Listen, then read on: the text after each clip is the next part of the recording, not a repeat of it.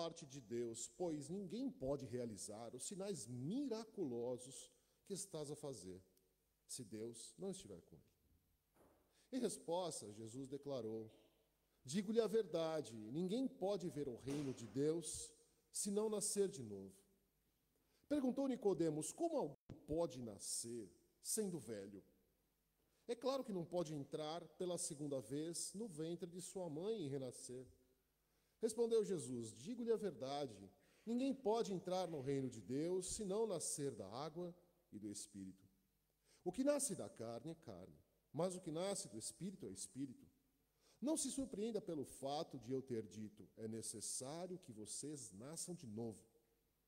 O vento sopra onde quer, você o escuta, mas não pode dizer de onde vem e nem para onde vai. Assim acontece com todos os nascidos do Espírito. Perguntou Nicodemos: como pode ser isso? Disse Jesus: você é mestre em Israel e não entende essas coisas? Asseguro-lhe que nós falamos do que conhecemos e testemunhamos do que vimos, mas mesmo assim vocês não aceitam o nosso testemunho. Eu lhes falei de coisas terrenas e vocês não creram. Como crerão se lhes falar de coisas celestiais? Ninguém jamais subiu ao céu a não ser aquele que veio do céu, o Filho do Homem. Da mesma forma como Moisés levantou a serpente no deserto, assim também é necessário que o Filho do Homem seja levantado, para que todo o que nele crer tenha vida eterna. Porque Deus amou tanto o mundo, que deu seu Filho unigênito, para que todo o que nele crer não pereça, mas tenha vida eterna. Pois Deus enviou o seu Filho ao mundo, não para condenar o mundo, mas para que este fosse salvo por meio dele.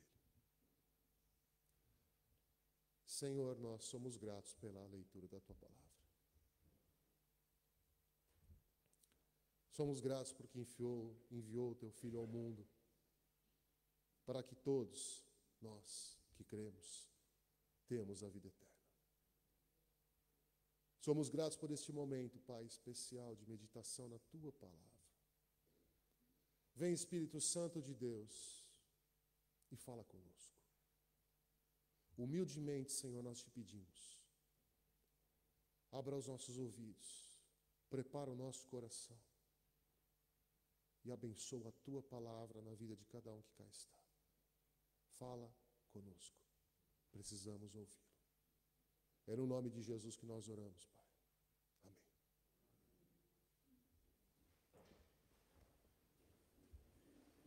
Acredito que na versão revista e atualizada, este é o texto, este versículo pelo menos, é o que mais guarda sensações para nós. Porque Deus amou o mundo de tal maneira, eu gosto mais, de tal maneira, que enviou seu Filho unigênito para que todo aquele que nele crê não pereça, mas tenha a vida eterna. Se tivesse apenas um versículo na Bíblia, tinha que ser esse. Do alto e de novo. O diálogo com Nicodemos, ele acontece durante a primeira estadia de Jesus em Jerusalém. E o facto é que essa estadia de Jesus em Jerusalém, é muito importante esse espaço geográfico, isto mexe muito com os ânimos daquelas pessoas, até dos dirigentes daquele lugar. É preciso nós lembrarmos sempre da expectativa messiânica, do que esperava-se de um Messias, pelo menos de boa parte dos grupos, além daquele um pouco mais diminuto que esperava o servo sofredor, o Ebed Yavé, existia uma massa muito maior que aguardava o tal do Messias guerreiro, aquele que, aquele pensamento que estaria ganhando muito mais intensidade diante da pressão, da dominação romana. Então, essa expectativa de um Messias guerreiro, de um Messias libertador do povo no sentido bélico, era a maior que havia. Quando João Batista vem pouco antes de Jesus a preparar o seu caminho, a pergunta era basicamente: será que este João pretende ser o Messias? Porque temos que lembrar também que nós estamos a dizer de um hiato, de um período de silêncio, no qual os profetas deixaram de aparentar-se ao povo. Aparece então João, e nós sabemos que João se vestia como um profeta, falava como um profeta, e isso chamou muita atenção, e denunciava como um profeta. Isso chamou mais atenção ainda, especialmente daqueles que dirigiam o povo. Será que este é o Messias? Ou pelo menos, será que este quer ser o Messias? Esta era a pergunta, uma delas, como nós vemos, por exemplo, no capítulo 2 de João, no versículo 23. Aliás, vamos ver em 2:23 algo mais interessante, que é da parte de Jesus, porque os atos de Jesus, o que Jesus estava a fazer e a falar, e principalmente a fazer, mostra que ele é muito mais poderoso do que João Batista. Muito mais. E muito mais envolvente. Por isso, diz o texto, muitos creram em seu nome. As suas atuações, aquilo que Jesus estava a fazer, estava a se tornar muito conhecido entre aquelas pessoas. Ainda que não tivesse a mecânica de comunicação que nós temos hoje, também, tudo que era fora do comum aparecia de uma forma latente para aquela sociedade, e estavam a começar a ficar preocupados. Porque, de fato, Jesus estava a fazer coisas muito fora do contexto, muito incomuns, muito extraordinárias. E se nós voltarmos os olhos, há poucos versículos antes, no capítulo 2 mesmo, versículo 11, por exemplo, este sinal miraculoso em Caná da Galileia, quando Jesus então transforma a água em vinho. Sinal miraculoso em Caná da Galileia foi o primeiro que Jesus realizou e revelou assim a sua glória, e os seus discípulos creram nele. Interessante.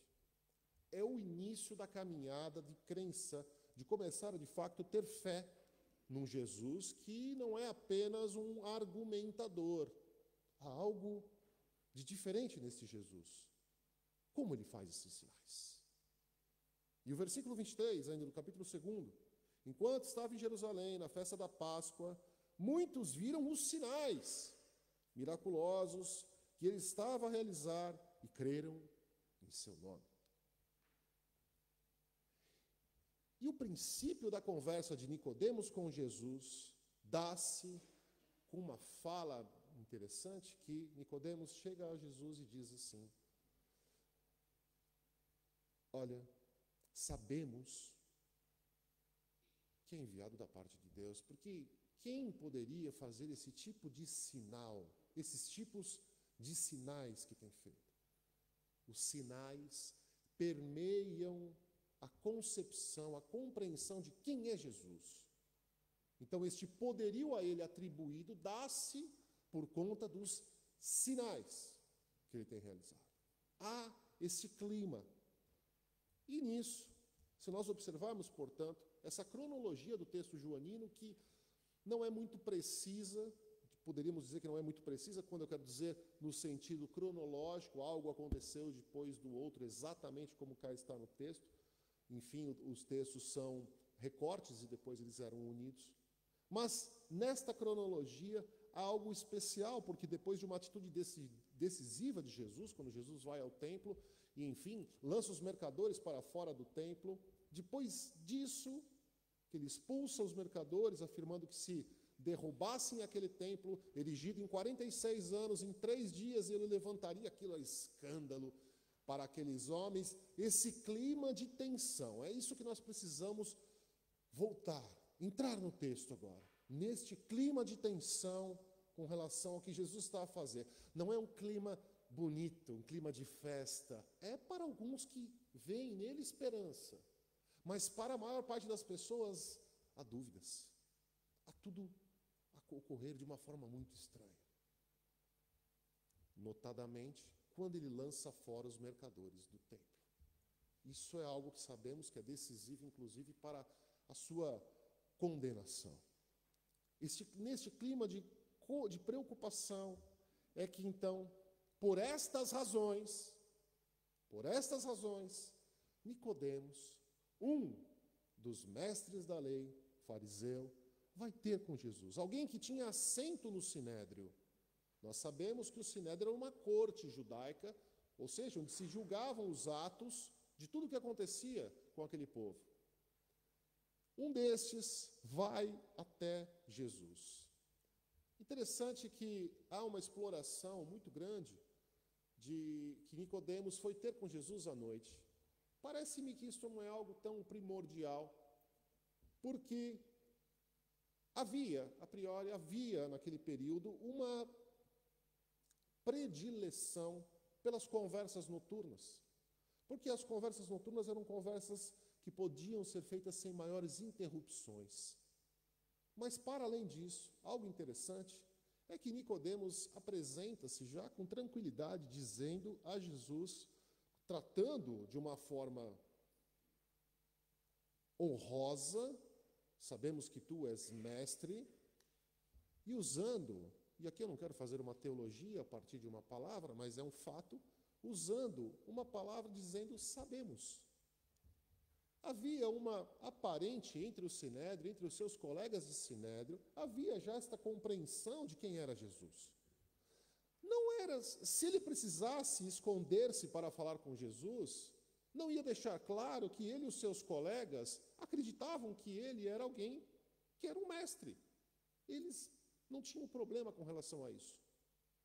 Ele deixa claro, sabemos, talvez não por unanimidade, não podemos dizer isso, mas o fato é que não é de forma isolada, ou seja, Nicodemos não precisou esconder-se dos seus colegas de sinédrio para visitar Jesus, uma vez que eles tinham a compreensão, e ele deixa claro isso, de que ele era mestre. Há uma evidente compreensão entre os líderes religiosos que eles têm de Jesus, que ao menos, ele é um mestre. Ele, então, aquele reconhecido teólogo e mestre, como nós vemos no versículo 10, Jesus mesmo diz a ele, chama aquele homem sem estudos da Galileia de Rabi. Isso, de uma forma espontânea, produz essa impressão de que eles tinham, a impressão que eles tinham de Jesus. Mas, na verdade, não eram, neste contexto que nós lemos no versículo 11, no versículo 23, no versículo 1, na verdade, não eram as palavras de Jesus que convenciam Nicodemos. Não era o ensinamento do mestre Jesus que convencia Nicodemos e aqueles que diziam saber quem ele era. Eram os sinais. Eram os sinais. Mestre, sabemos que ensina da parte de Deus, pois ninguém pode realizar os sinais miraculosos que estás a fazer se Deus não estiver com ele. A compreensão que ele tem de Jesus enquanto mestre, ele deixa isso claro, mas a motivação de compreendê-lo como rabi, de compreendê-lo como mestre, que é uma tratativa honrosa, não era de fato pelo que ele ensinava, mas era pelo que Jesus estava a fazer. Parece pouco, mas a colocação do texto que se evidencia no diálogo é como ele se dirigisse a Jesus como apenas um mestre, e nada mais do que isso. E talvez a pergunta que esteja por trás, e Jesus não responde diretamente a Nicodemos, é, tal como a pergunta que era feita a João Batista, será que este quer ser o Messias? E o que Jesus queria? Por trás da pergunta de Nicodemos, o que Jesus queria mais do que isso? Preocupa-se, essa evidência de preocupação de Nicodemos, e na verdade é a pergunta principal, afinal, você é um mestre como nós, porém que faz sinais da parte de Deus, ou pretende ser algo mais, pretende ser o Messias como alguns têm dito por aí? Jesus então ele não responde às perguntas de Nicodemos, aliás, a pergunta, e também não discute com ele de forma objetiva, mas faz com que ele entenda que se alguém não nascer de novo, não tem condições de compreender, de ver a soberania de Deus. Como mestres e teólogos que eram, ele e os seus amigos acreditam que eles podem ter a compreensão de Jesus pelo que eles conhecem das leis, pelo que eles conhecem da Torá. Só que Jesus deixa claro que não é possível compreender as coisas soberanas de Deus a partir do conhecimento, do intelecto, a partir do que já pré-concebe-se a respeito de algo ou de alguém.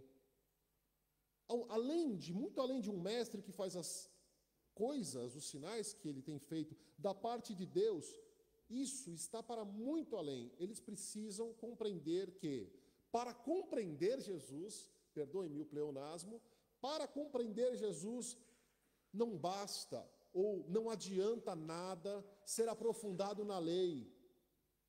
Não adianta nada ter cadeias intelectuais mais elevadas, não adianta isso. É preciso nascer de novo. E essa pergunta, e essa resposta, na verdade, que a impressão que dá é que Nicodemos até compreende o que ele quer dizer e continua a perguntar para acumular nesse diálogo algo para uma compreensão diferente.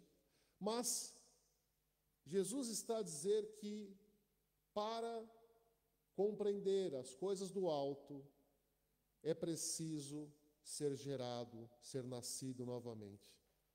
E essa palavra, anotem, ela tanto quer dizer de novo, quanto ela quer dizer do alto. É preciso nascer de novo. É preciso nascer do alto. A figura usada por Jesus Cristo da água e do Espírito, que nós sabemos muito bem que os fariseus, tal como Nicodemos o era um grupo que destacava, fazia uma menção especial para ritos de purificação humana. A figura da água de purificação era algo bastante conhecido e era algo bastante usado pelo grupo dos fariseus. Entretanto, Jesus deixa claro que não é apenas a água, não é apenas a purificação do fato, não é apenas aquilo que pode promover-se pela atitude, mas é preciso ainda que esta água, esta purificação, seja validada pelo Espírito. O vento sopra onde quer. E aí Jesus está a dizer que quando o vento sopra onde quer, na liberdade do vento, na liberdade do que tem, aquele que é nascido de Deus, mas ouve-se e deixa a sua marca. Aquele religioso, aquela apreensão, aquela compreensão, aliás, de que alguém, e isso é muito importante, irmãos e irmãs, porque quando nós olhamos para o diálogo de Nicodemos com Jesus, que é um diálogo extremamente rico e aprofundado e muito difícil de sintetizar-se, mas quando nós olhamos para esse texto, para esse diálogo, é possível identificar algo muito preciso. Nas palavras de Jesus, no ensinamento de Jesus, que por muitas vezes o intelecto, e aqui eu não estou a dizer que não é preciso o estudo das Escrituras, não é preciso o estudo das coisas de Deus, não é preciso perder a nossa intelectualidade, não é isso que eu estou a dizer. Eu estou a dizer que por vezes isto pode ser muito mais uma barreira para conhecer as coisas de Deus do que um facilitador. Porque quanto mais conhecimento tem-se, é muito comum que avalie-se todas as coisas à luz do meu conhecimento que eu já possuo. Portanto, Nicodemos, um mestre, vai interpelar Jesus com uma pergunta que ele sabe a resposta dentro das pré-concepções que ele tem. Ele tem já a resposta para aquilo que ele espera que Jesus responda, o que ele já tem de resposta, por saber como que tudo isso funciona, como são as leis, como que isso responder-se-ia àquela pergunta dele. Ele quer saber qual é a resposta de Jesus. Eu espero que esteja fazendo-me claro nesse sentido. Há compreensões que precisam ser subordinadas, há intelectualidades, há preconcepções a respeito de Jesus, inclusive, que precisam ser subordinadas, deixadas de lado, para que o Espírito produza este conhecimento. Não é, muitas vezes, aquilo que já se sabe. E Jesus deixa isso bastante claro. Há algo interessante também que nessa mística do texto, quando Jesus explica para Nicodemos que da mesma forma que Moisés fez com que a serpente de bronze no deserto fosse levantada, era necessário que ele também fosse levado à cruz. E obviamente, esta figura de exemplificativa usada por Jesus dá-se porquanto ainda não havia um Jesus erigido na cruz do Calvário. Isso não acontecia. Então, Nicodemos precisava de um exemplo para poder entender nesta mística por que Jesus lança a mão de um exemplo até paradoxo, de uma cobra que é levantada no deserto, porque havia a mesma compreensão daquele momento em que Moisés tem que levantar a cobra de bronze, a serpente de bronze, porque as pessoas, os israelitas, estavam a ser mordidos por aquelas cobras, e quando eles eram apresentados diante da cobra de bronze do deserto, eles então eram limpos, eles eram salvos e eles não pereciam. Da mesma maneira, a cobra, essa simbologia do pecado, até nos textos bíblicos, da mesma maneira que a serpente é levantada no deserto para salvar. É um bocado complicado isso, não é?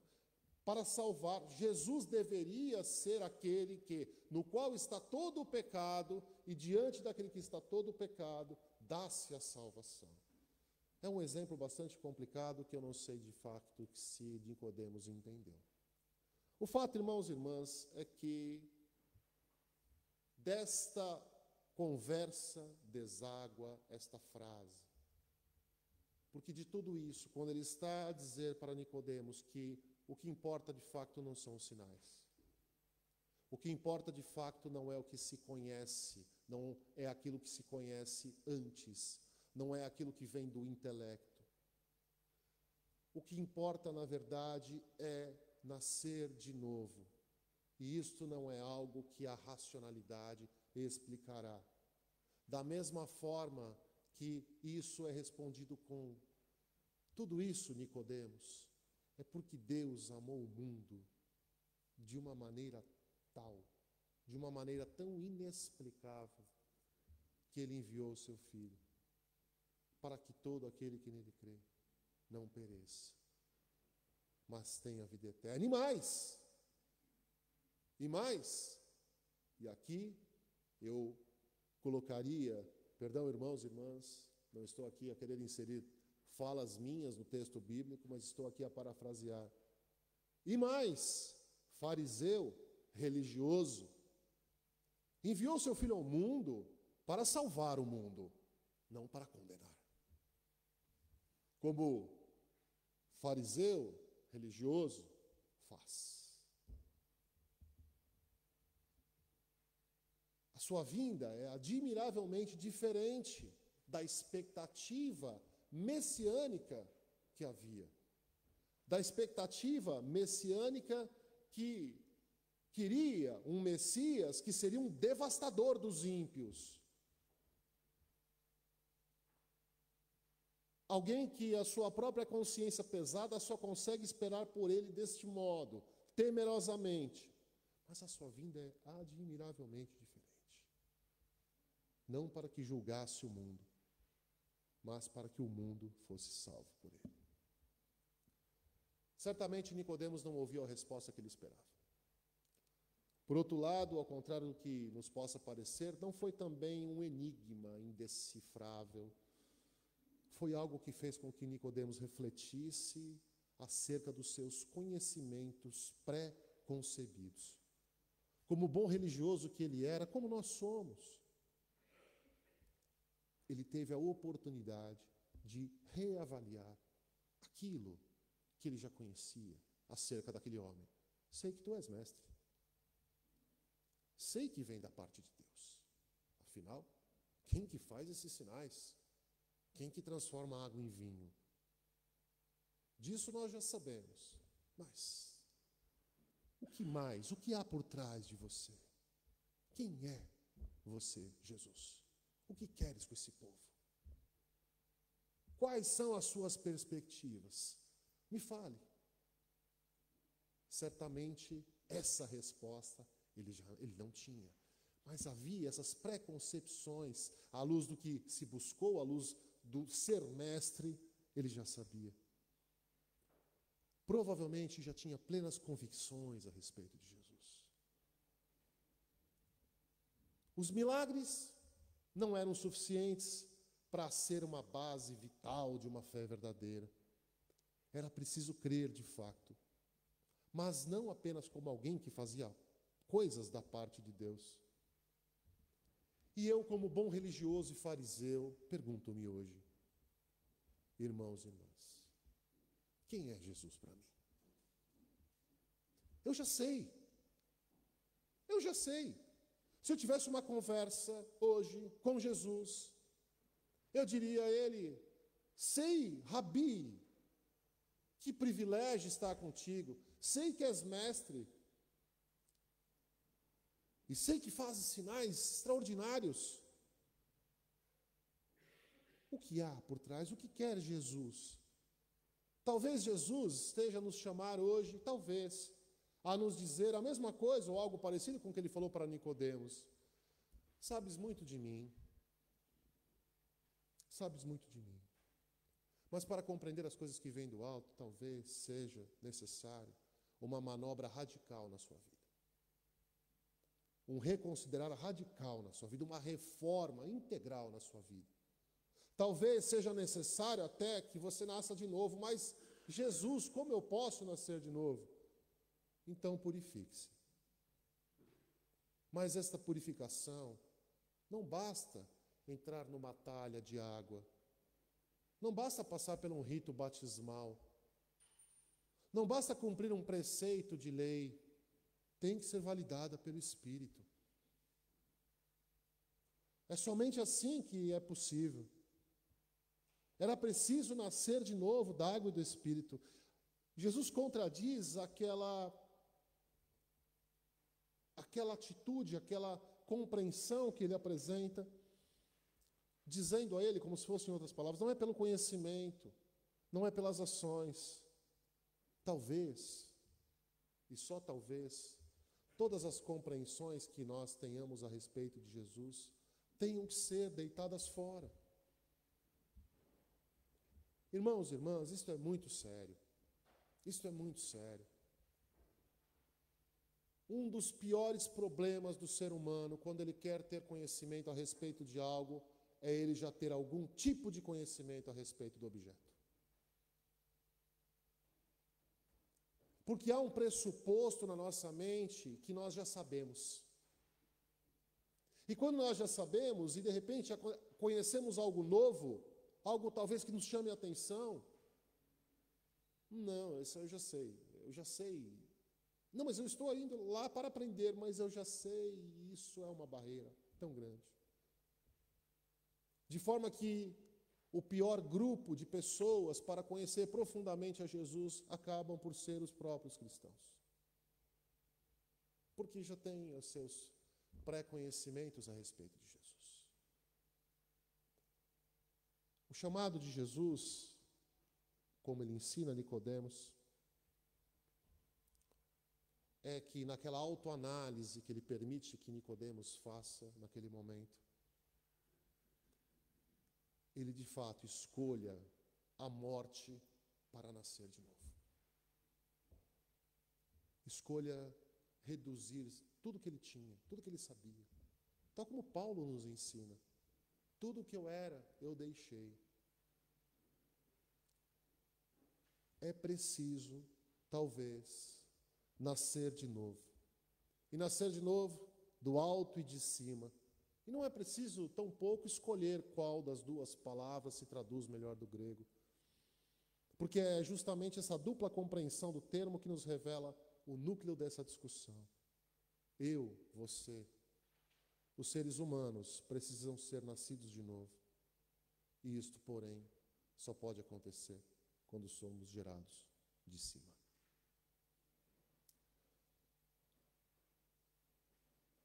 Eu finalizo dizendo, aliás, perguntando, nesse tempo de quaresma, tempo de revisões, é preciso perguntarmos honestamente para nós mesmos. Somente nós conseguiremos ouvir esta resposta. Quem é Jesus para nós? Quem é? Nicodemos achava que sabia. Talvez nós achamos que sabemos. E talvez diante da resposta que nós sentirmos no nosso coração, ou ouvirmos a Deus, não sei de qual forma, cada um de nós terá uma forma de ouvi-lo, seja preciso parar e inverter o processo de compreensão e de caminhada. Talvez. Talvez seja preciso nascer de novo. Talvez seja preciso nascer de novo da água e do Espírito, do alto e de novo. Eu desejo de todo o coração que cada um de nós aqui faça essa reflexão. Eu sei que a palavra de Deus nunca vai e volta, porque ela nunca volta vazia. Nunca volta vazia. Mas é preciso que isso não fique dessas portas para cá. Nós precisamos ser honestos conosco e perguntarmos-nos: quem é Jesus para nós? Sabemos já tudo dele? Que Deus nos conduza nessa reflexão e assim abençoe a sua igreja. Amém.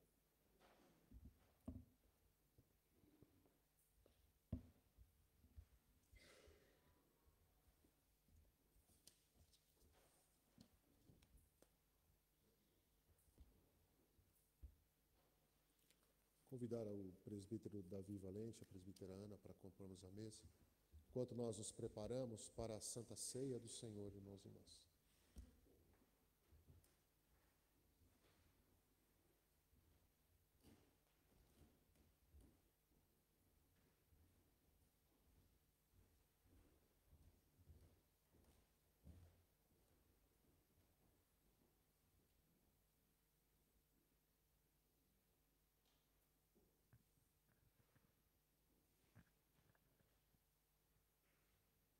Só de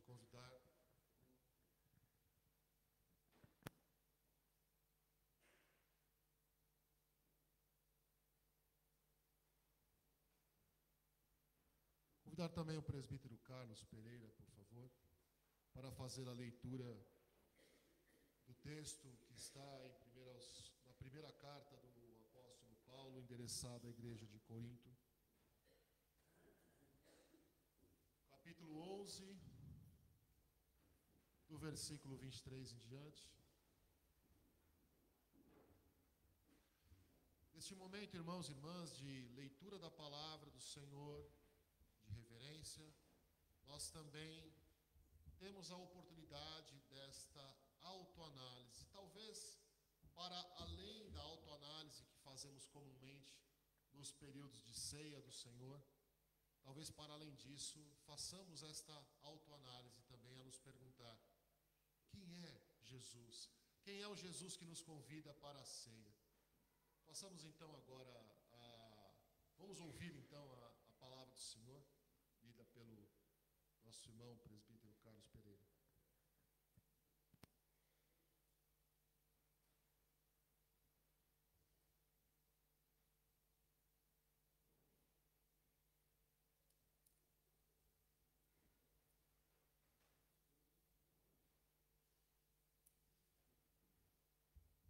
Eu saúdo, irmãos, no bendito nome de nosso Senhor e Salvador Jesus Cristo.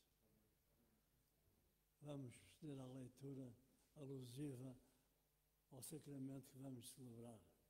Como o pastor já disse, é a leitura em 1 Coríntios, capítulo 11, principiando no versículo 23.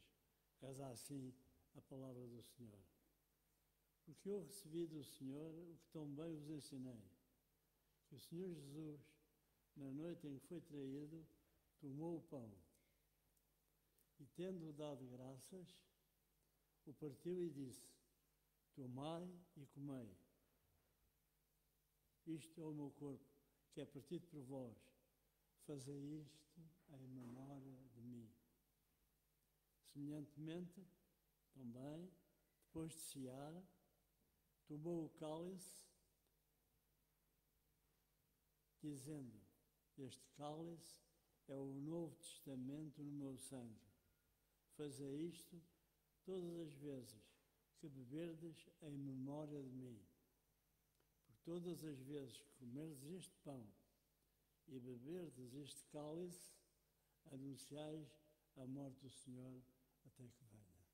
Que nosso Deus se digne abençoar a leitura da sua santa e divina palavra. Amém.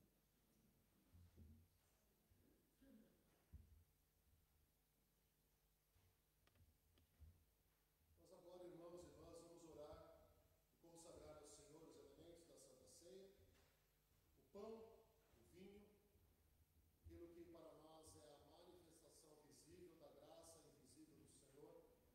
Então, convido a igreja a fechar os olhos nesse momento, então, para fazermos esta consagração. Pai, nós bendizemos-te por este momento especial. Nós consagramos, Senhor, pão e vinho, corpo e sangue. E neste momento, Deus, não apenas rememoramos o teu sacrifício, não apenas, Senhor, rememoramos que Deus amou o mundo de tal maneira que nos enviou o seu Filho para que todo aquele que nele crê não pereça, mas tenha vida eterna. Mas, Senhor, nós sabemos que cá está presente conosco, Pai, pelo mistério que nós não podemos compreender, mas que convida-nos à tua mesa. E assim, ó Deus, nós consagramos pão e vinho para que através de comê-lo e bebê-lo tenhamos renovo, Pai. O teu Espírito venha se apoderar de nós. Possamos, ó Senhor, deixar aquilo que é da parte do nosso intelecto e cedermos, ó Pai, ao Espírito, de forma que tome de fato conta de nós. Que haja cura, que haja libertação, a partir desta ceia para a qual o Senhor nos convida. É assim que nós oramos, Senhor, em nome de Jesus Cristo. Amém. Irmãos e irmãs, todos e todas que estão em plena comunhão com o Senhor, todos e todas que acreditam e que entendem o que é esta mesa, todos e todas que estão em festa por isso, porque nós não estamos a celebrar o funeral de Jesus Cristo. A morte dá início a esse processo. Mas no terceiro dia ele ressuscitou e trouxe-nos vida em abundância. Celebramos a Santa Ceia de forma festiva. Celebramos a Santa Ceia alegres, com a possibilidade de ter acesso à mesa para a qual Jesus nos convida.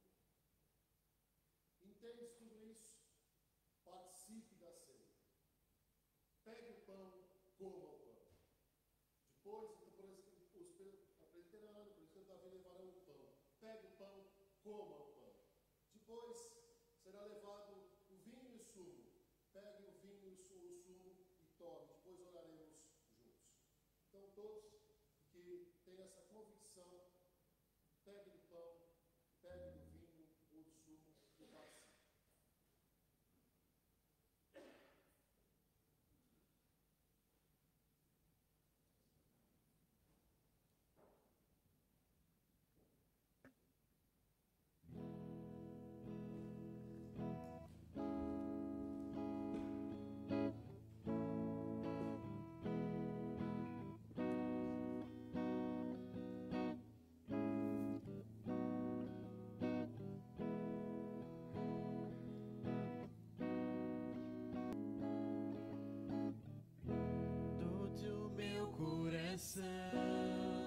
E todo meu ser,